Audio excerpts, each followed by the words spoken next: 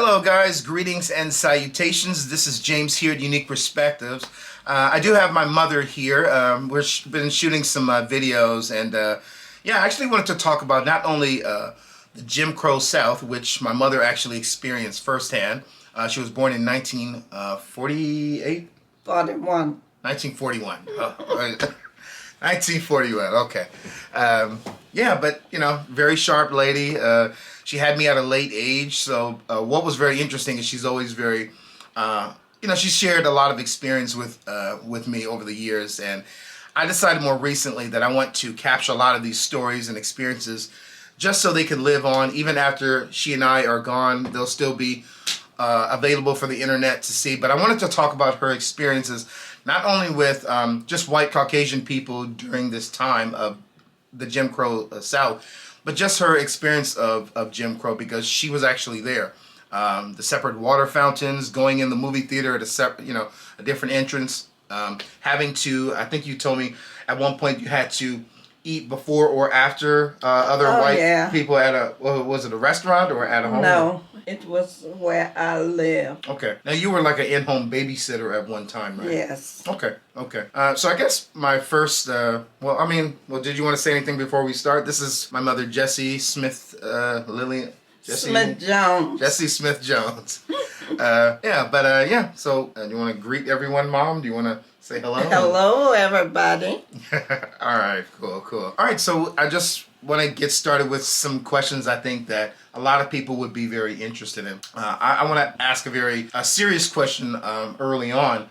Do you believe that white Caucasian people are inherently evil? Do you believe that most white people, that we would call white people, do you think that most of them are evil, that they hate black people? What is your opinion about that? Okay. Just in general. This is my opinion and my experience, because I travel with white people and I live with them, and they were Jews. Okay.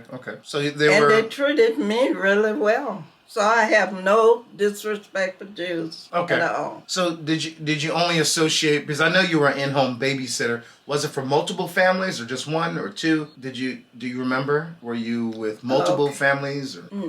One family I live with and travel. Okay, so they were Jewish. Okay. So you've told me that you had positive experiences with this Jewish family. Of course. Okay. They were nice to me. Okay, you've always told me I have nothing but respect for them. Okay, now I know that for some people, depending on what lens they have, some people understand that Jewish people are a completely different people group than white people. And other people would say, well, Jews are basically white people. I understand that there are two separate people groups. We're all, of course, made in the image of God. There's only one race, the human race. Absolutely. So we're Christian. We don't have distorted take on different races within the human family. But as far as white people or white Caucasian people, what we would call white people, do you believe that they are evil? Do you think most of them are evil?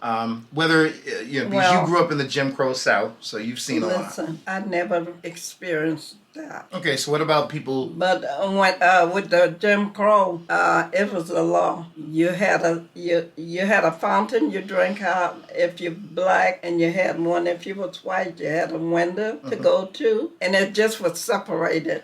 So the movies were separated. Everything was separated. Okay, so what about like any white Caucasian people spitting on you, throwing rocks at you, calling you names? Do you remember any of that? Because you were in Louisiana, so that was like deep in the South. So I mean, do you remember any negative experiences specifically from white? Let me tell you, my grandmother was a nurse, and she worked really close with the really rich family, and she worked in the hospital. The rich family was Caucasian, white? Yeah. Mm-hmm. Okay. And she was well known. It was different for us because of her. Okay, that's good. So one of the questions I would also ask, when you were going to a different water fountain, or when you were going to the same movie as white people, but you had to take a different entrance, did it ever occur to you what was happening? Did you think that, maybe other people thought that you were, since you're black, you're not fully human, or maybe you're below? Did you? 1 minute. I really didn't have a thought about that, because this is what we did. So that was just normal to you. That was just life. Absolutely. Oh, interesting. Okay. So I didn't have no evil thought or anything because this is what was happening.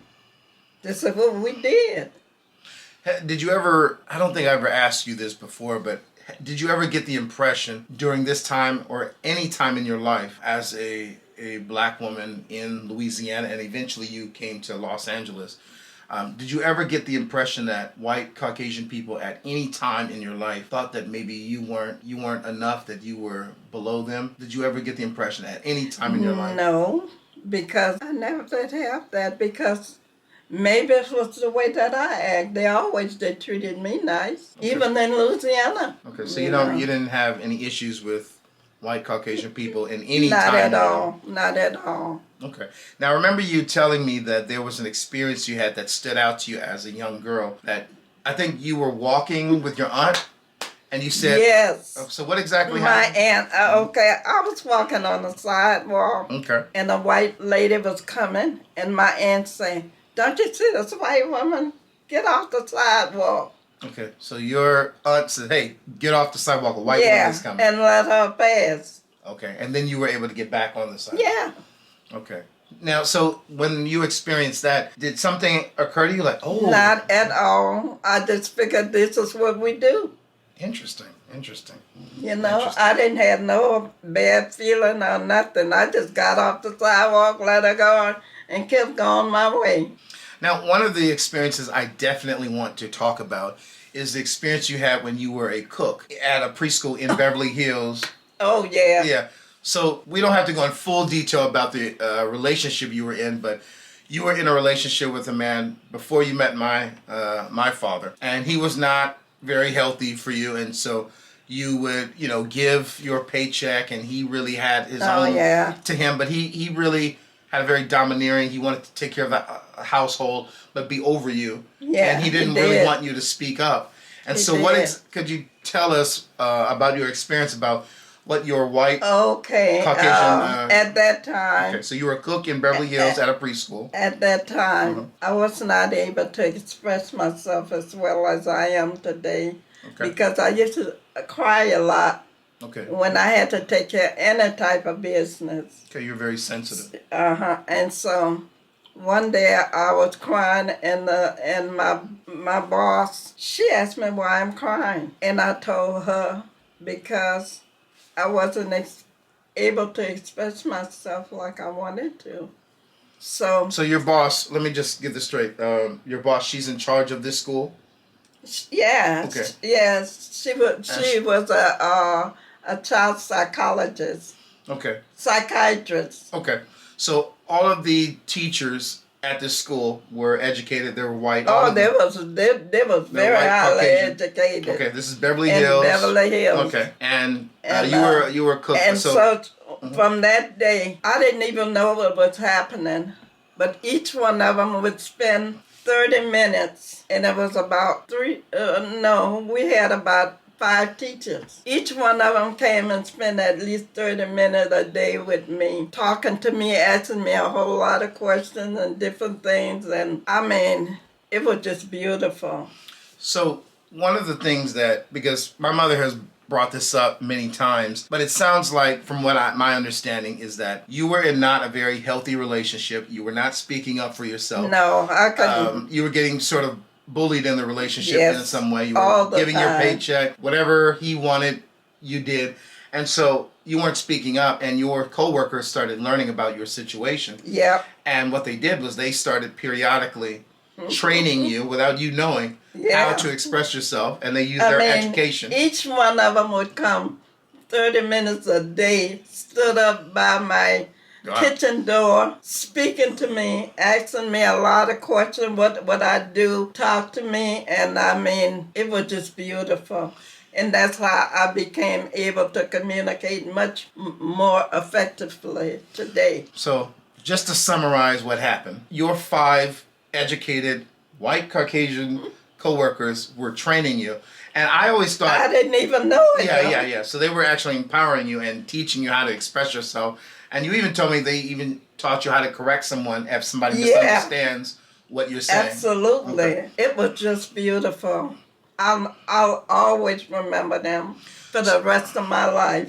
Okay, and of course I'm appreciative of this because I would get made fun of growing up because I talk white, and I used to think that was really a bad thing, an evil thing. You know, people in our neighborhood would make fun of me for not speaking, you know, with slang. And it wasn't until like maybe 18, 19 when I started working, I noticed that a lot of people enjoyed my work ethic because of the way I expressed myself. And I remember asking my mom, hey mom, why do I talk differently? Why do I speak differently? Why do I articulate myself differently? And that's when my mom started sharing a lot of this this information of the foundation of how she started to be empowered with the conversation. So one last thing I wanted to address regarding this part of your life is you did start to actually speak up for yourself. Absolutely. And your partner was not very happy about you taking charge of your value and so what Keeping my money. Yeah.